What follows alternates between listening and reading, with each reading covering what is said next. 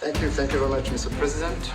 This is indeed historical because it's the signing of a peace agreement between Congo and Rwanda to end a conflict that has been going on for 30 years. And ibihe byiza ndagushuje kandi nkwifurije amahoro y'Imana guhaye ikaze. Turi muri weekend y'itariki ya 28 ukwezi kwa Kamena umwaka ni 2025. Ngiye guhaye ikaze nitwa Ngenzi Edi Peter. Guhaye ikaze kuri uyu muyoboro wacu aho tugiye kugezaho ikiganiro cyihariye cyo muri iyi weekend kiragaruka ku ngingo z'ingenzi zikurikira.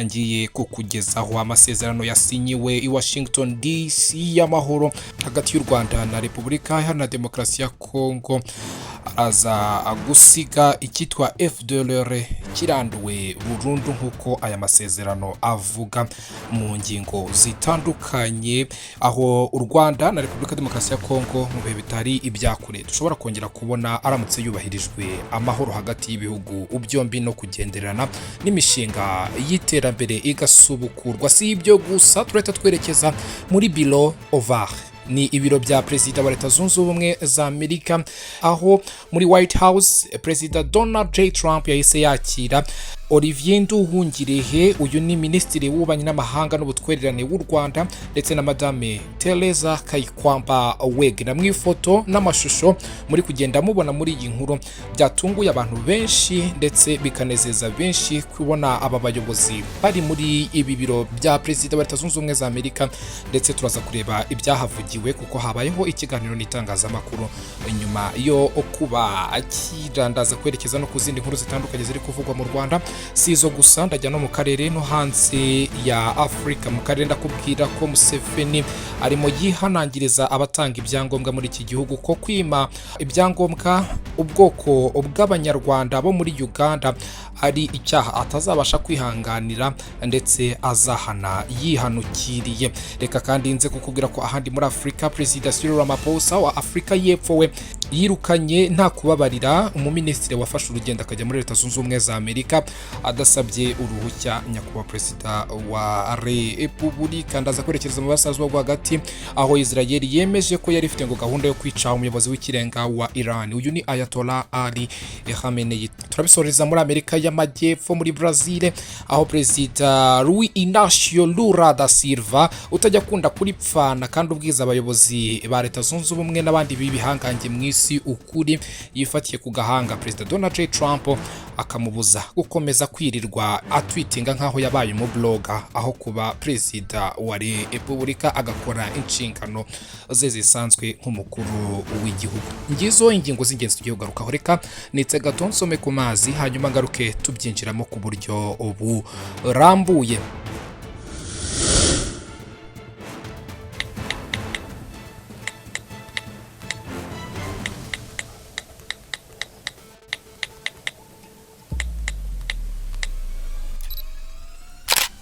Rwanda na Repubulika Demokarasi ya Kongo byashyize umukono ku masezerano y'amahoro hagamijwe gushakira umuti ikibazo cy'umutekano muke umaze igihe mu burasirazuba bwa Repubulika Iharanira Demokarasi ya Kongo, aho Minisitiri w'Ububanyi n'Amahanga w'u Rwanda yikije ku kibazo cya FDLR mbere yo kuyashyiraho umukono. Aya masezerano n'amasezerano yashyizweho umukono ku munsi wa gatanu, hari mu ijoro ryatambutse i Kigali, ariko muri Leta Zunze Ubumwe za Amerika hari kumanywa ku itariki ya 27 z'ukwezi kwa Kamena umwaka ni 2025 i Washington DC muri Leta Zunze Ubumwe za Amerika. Uyu ni umurwa mukuru w'ubutegetsi bw'iki gihugu cy'igihangange mu isi. Uruhande rw'u Rwanda rwari ruhagarariwe na Minisitiri w'Ububanyi n'Amahanga, uyu ni Ambassadeur Olivier Nduhungirehe, mu gihe Repubulika Iharanira Demokarasi ya Kongo yari hagarariwe na Madame Teresa Kayikwamba Wegner, mugenzi we bakora inshingano zimwe mu bihugu byabo.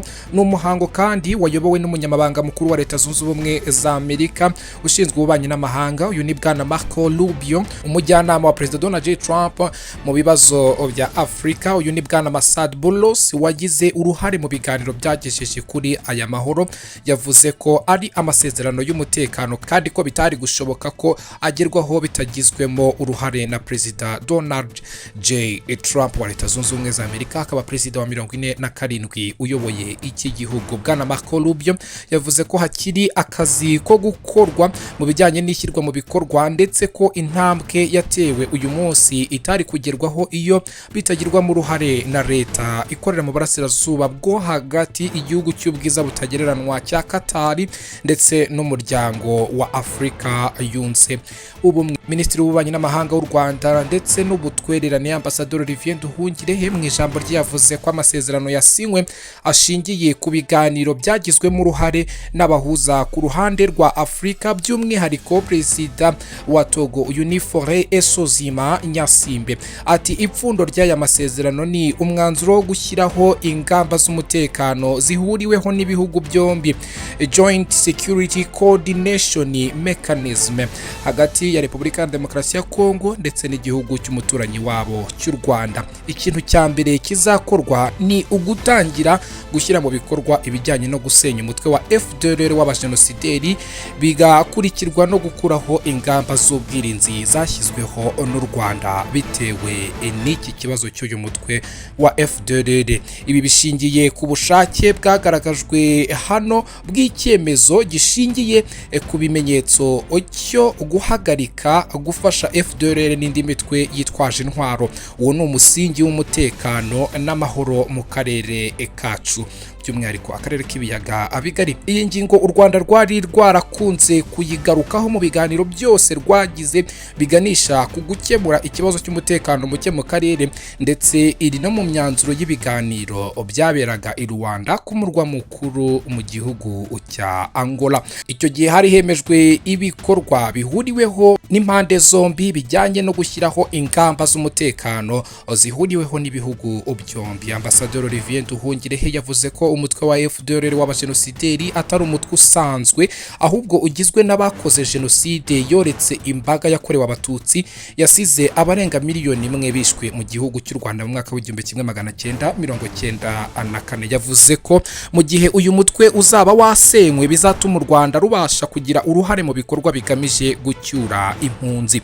Yavuze ko u Rwanda rwiteguye kugira uruhare mu bikorwa by'ubucuruzi rufatanyije n'abashoramari hamwe na sosiyete zo muri Leta Zunze Ubumwe za Amerika. Ati tugomba kwemera ko hari ugushidikanya gukomeye mu karere kacu no hanze yako, kuko amasezerano yabanje menshi atagiye ashyirwa mu bikorwa. Nta gushidikanya ko urugendo ruri imbere rutazoroha, ariko ku bufasha bukomeje bwa Leta Zunze Ubumwe za Amerika n'abandi bafatanyabikorwa twizera ko tugeze ahantu hadufasha guhindura ibintu. U Rwanda rwiteguye gukorana na Repubulika ya Demokarasi ya Kongo kugira ngo rushyire mu bikorwa ibyo rwiyemeje.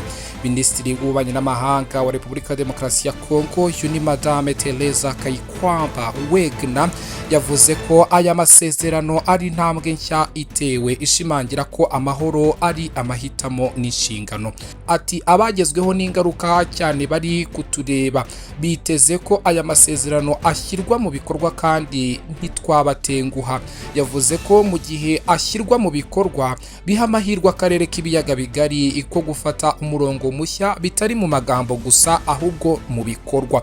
Gusa ashimangira ko ibikomere bimwe bizomorwa ariko bitazasibangana. Yakomeje agira ati ku ruhande rwa Repubulika ya Demokarasi ya Kongo twizeye kandi tuzaharanira ko aya masezerano yubahirizwa bitari mu magambo yacu ahubwo mu bikorwa byacu. Uyu munsi twahisemo amahoro, igikenewe nuko tuyabungabunga kandi tukereka abaturage bacu n'isi ko no mu karere karanzwe n'inkovu agaciro n'ubufatanye bishobora kuganza. Ubu rero akazi kacu karatangiye. Amasezerano yasinywe arimo ingingo zigaruka ku kubaha ubusugire bwa buri gihugu no gukumira amakimbirane, arimo kandi guhagarika imirwano, kwambura intwaro no gushyira mu buzima busanzwe imitwe itari iya leta yitwaje intwaro, arimo gushyiraho itsinda rihuriweho rigenzura ibijyanye n'umutekano, gufasha mu gucyura impunzi, gushyigikira ubutumwa bw'ingabo z'umuryango w'abibumbye muri iki gihugu cya Repubulika ya Demokarasi ya Kongo MONUSCO,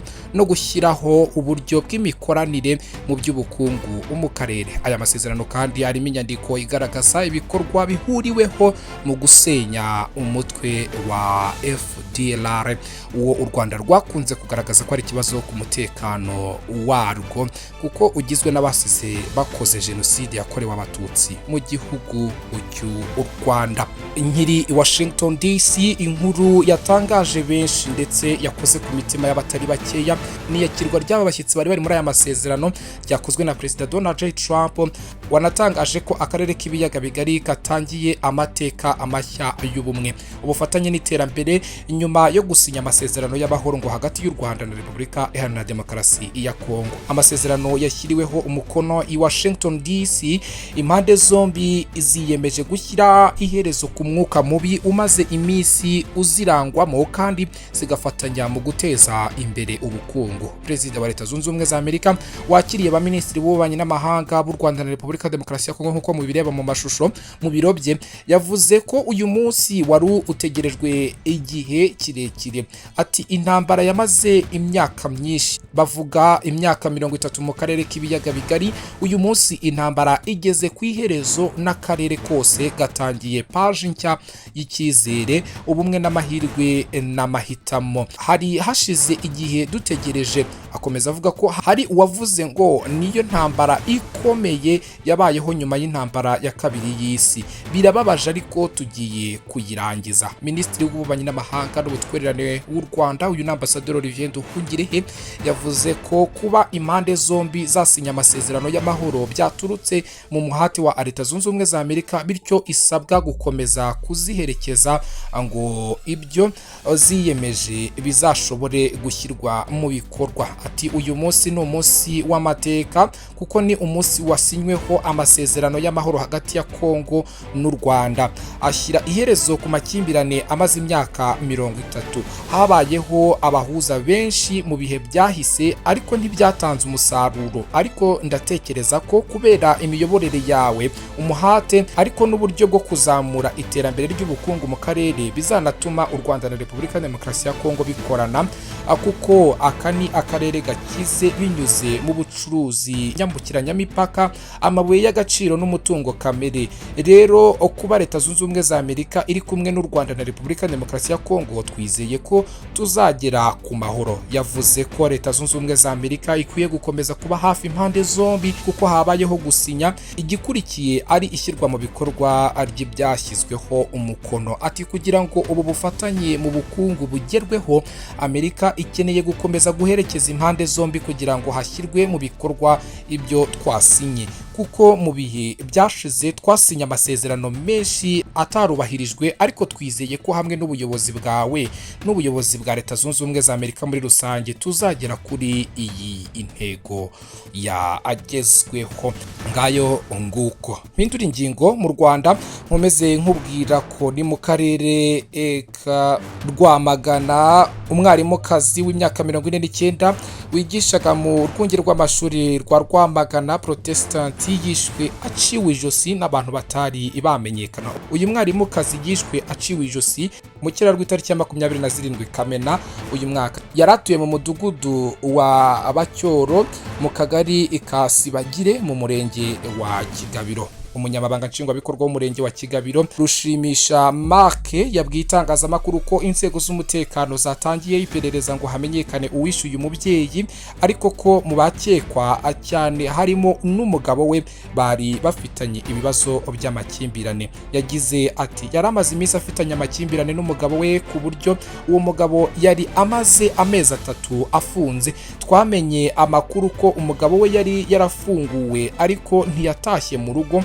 Iri joro rero uwo mubyeyi yahamagawe n'abantu babiri baramubwira ngo nakingure. Abo bantu bahise bamwicira ku rubaraza. Gitifu Rushimisha Mark yakomeje avuga ko bakibimenya bagiyeyo hatangira iperereza. Atubutumwa duha abaturage ni ukwirinda kwihanira. Leta yashyizeho inzego kugera kwisibo mu mudugudu dufite abayobozi, ku kagari dufite abayobozi. Ntabwo izo nzego zose zakurangarana, abantu nibareke kwihanira. Umuntu ufite ikibazo nagane ubuyobozi bumwegereye. Umuvugizi wa polisi mu ntara y'Uburasirazuba ni CP Twizeyimana Hamduni we yabwiye nawe itangazamakuru ko bamenye ko hari abantu batari bamenyekana batemye uriya mubyeyi ijosi. Ubu iperereza ryatangiye ngo hamenyekane abo bagizi ba nabi kandi babihanirwe by'intangarugero.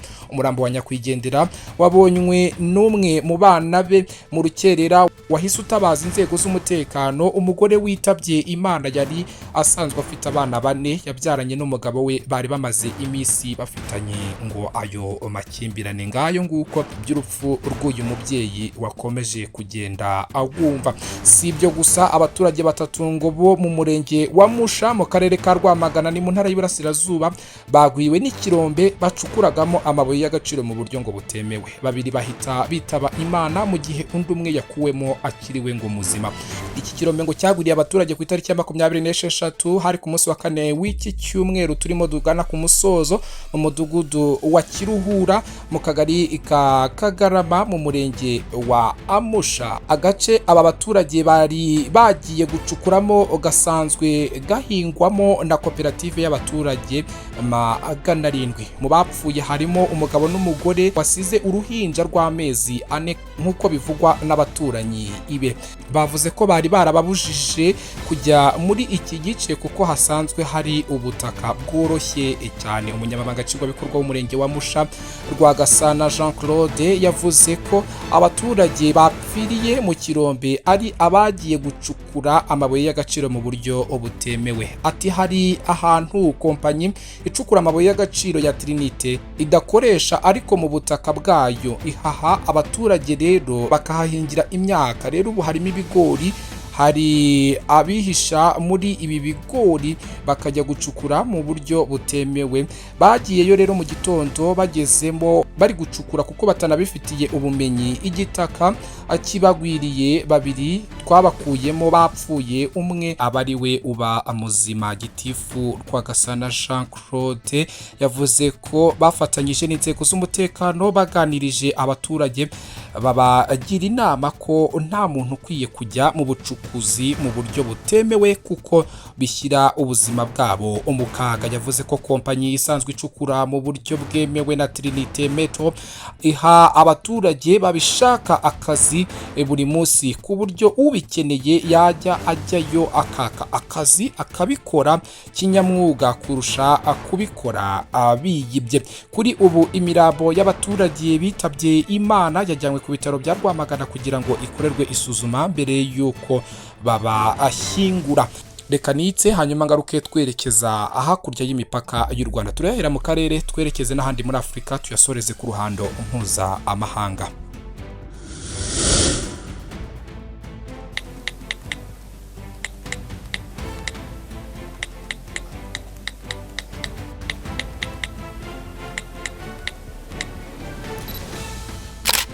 Mu gihugu cya Uganda, Perezida wa Yoweri Kaguta Museveni yihanangirije abima abanyarwanda bo muri Uganda ibyangombwa bitewe no gukomeza gushidikanya ku bwene gihugu bwabo mu buryo budafite ishingiro. Itegeko nshinga rya Uganda ryo mu mwaka w'1995 ryemeza ko abantu bose batuye muri iki gihugu mu mwaka w'1926 guhera icyo gihe na mbere yaho ndetse banavukiyemo ari abene gihugu b'igihugu cya Uganda. Iri tegeko kandi ryemeza ko abanyarwanda ari bumwe mu bwoko bwo muri Uganda kuko bwabaga muri iki gihugu guhera mbere yo mu mwaka w'1926 na mbere yaho rwose cyane. Umunyemari uri mu bwoko bw'abanyarwanda Frank Gashumba avuga ko inzego za leta zima abana babo ibyangombwa birimo pasiporo zikavuga ko badakomoka ngo muri Uganda. Ubwo abanyarwanda bo muri Uganda bahuraga na Perezida Museveni ku itariki ya 25 z'uku kwezi, Gashumba yagize ati turi abanyarwanda ba Uganda ntituri ab'u Rwanda. Mu gihe umuntu afite indangamuntu aba akwiye guhabwa pasiporo nta kubogama. Gashumba yasobanuye ko kutabona pasiporo bituma abana b'abanyarwanda bo muri Uganda babura amahirwe. Ati abana bacu bimwa pasiporo ku buryo budakwiye irenze igitabo ibaha amahirwe. Perezida Yoweri Kaguta Museveni yatangaje ko abantu bamaze imyaka myinshi batuye muri Uganda bazwi n'abaturage, bityo ko ayo makuru akwiye gushingirwaho mu kubaha serivisi bakeneye.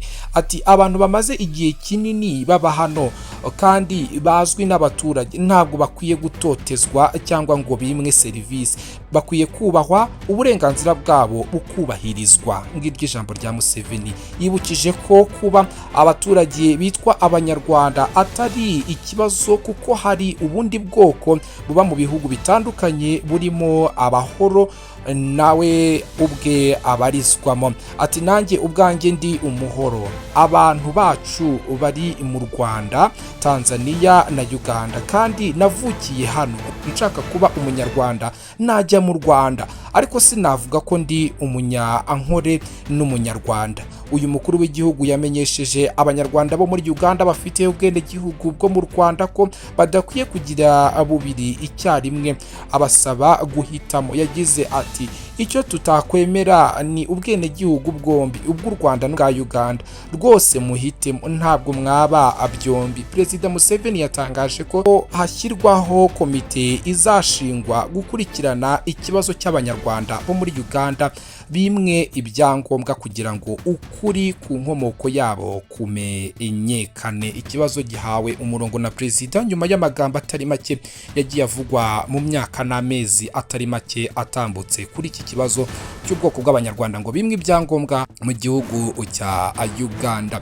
Perezida Cyril Ramaphosa wa Afrika y'Epfo ku munsi wo kuwa kane w'iki cyumweru dusoje yirukanye minisitiri wungirije ushinzwe ubucuruzi, inganda n'ihangwa Andrew Whitfield nyuma yaho agiriye uruzinduko muri Leta Zunze Ubumwe za Amerika ngo atabisabiye uruhushya kuri perezida w'iki igihugu. Ibiro bya perezida wa Afrika y'Epfo ku munsi w'itariki ya 27 byagize biti bwana Minister Whitfield yakuwe mu mwanya wa minisitiri wungirije kubera ko yagiriye uruzinduko mu mahanga atahawe uruhushya na perezida wa Repubulika.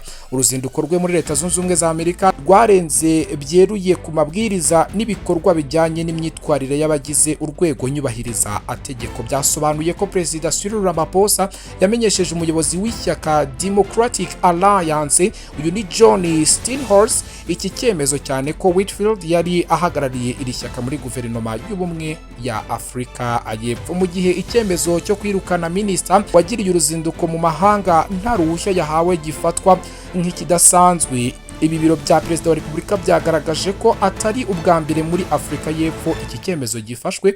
Biti mu mwaka wa 1995 perezida Nelson Madiba Mandela intwari ya Afrika yirukanye nyakwigendera minisita wungirije Madikizela Mandela yarasanzwe n'umudamu we mu mwaka wa 2007. Perezida Thabo Mbeki yirukanye wari minisitiri wungirije Nosonswe Madlara Rotrede kubera kugira uruzinduko mu mahanga nta ruhushya bari bafite. Biteganyijwe ko umusimbura wa Whitfield azava mu ishyaka n'ubundi rya Democratic Alliance nk'uko biteganywa n'amasezerano agenga imikorere ya guverinoma y'ubumwe ya Afrika y'Epfo. Ngayo nguko yeretswe umuryango arasohoka arataha.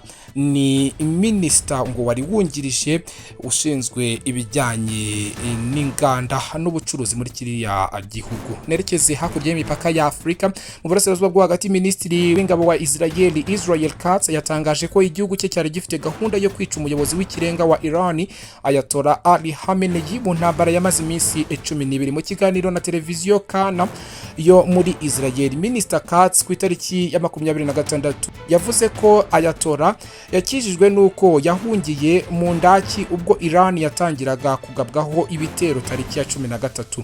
Minister Katz yagize ati ntekereza ko iyo Ali Khamenei tumubona twari kumuhitana, ariko Ali Khamenei yarabimenye ajya mu ndaki mu bujyakuzimu burebure ahagarika itumanaho n'abasirikare bakuru basimbuye abishwe.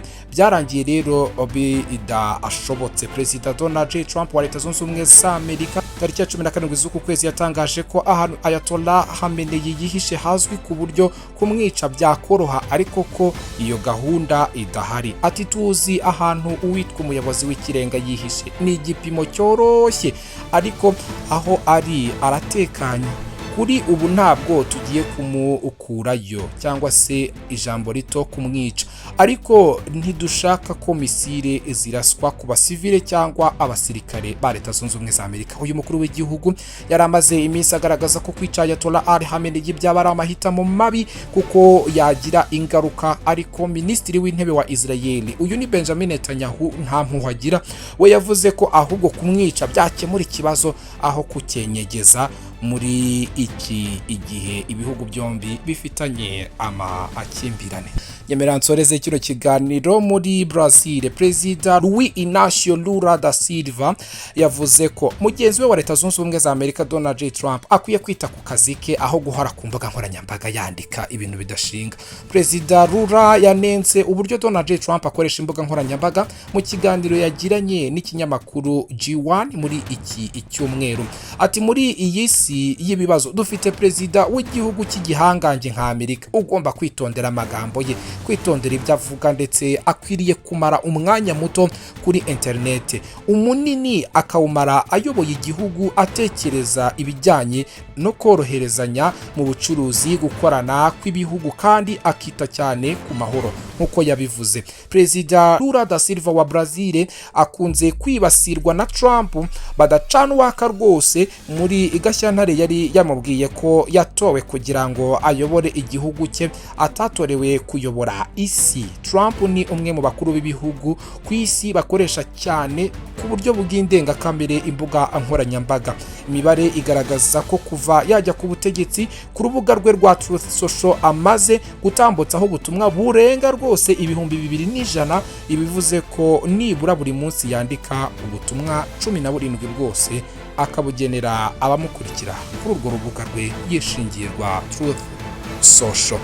Reka ngiye gushimira we twabanye muri iki kiganiro kuri uyu munsi w'itariki ya 28 z'ukwezi kwa Kamena umwaka 2025. Nitwa Peter, gushimiye ko twabanye neza. Reka mwifurize kuzagira amahoro n'amahirwe kandi uryoherwe na weekend yawe. Dusubire mu zindi ngingo turi gutegurira n'ibindi biganiro kuri uyu muyoboro wacu. Ciao ciao, bye. Kefa Advert Producer, gukorera advertisement kwamamaza bivuga kuri business yawe na documentaire zabiza ubuhamya bwawe cyangwa ku cyari cyo cyose ushaka gukoreraho mwijwi ryiza ry'umwimerere bya kinyamwuga. Nyandikira kuri WhatsApp cyangwa umpamagare kuri nimero zikurikira 0782892478. Advertise with me professionally.